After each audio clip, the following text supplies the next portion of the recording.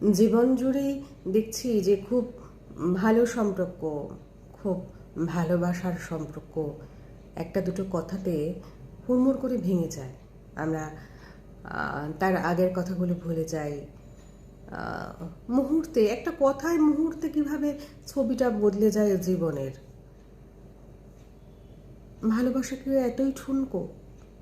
কথায় কথায় ভেঙে যেতে পারে? ভাবাকে উচিত। জীবন মানে কি? শুধু ভেঙে যাওয়া, হারিয়ে যাওয়া? রোজকার জীবনে আমাদের প্রত্যেকেরই ভাবা উচিত যে আজকের দিনটা আমি কি করলাম, এবং আয়নার সামনে ভাবা উচিত যে আজকে আমি যা যা করেছি সব ঠিক করেছি তো। নিজেকে দেখা ভীষণ জরুরি। আর সকলকে অনুরোধ করব, ভাঙবেন না, বরং জেন রাইট আনুন এবং সম্পর্কগুলোকে একটু একটু করে জুড়ে দিন। জুড়তে শিখুন বন্ধু, জুড়তে শিখুন।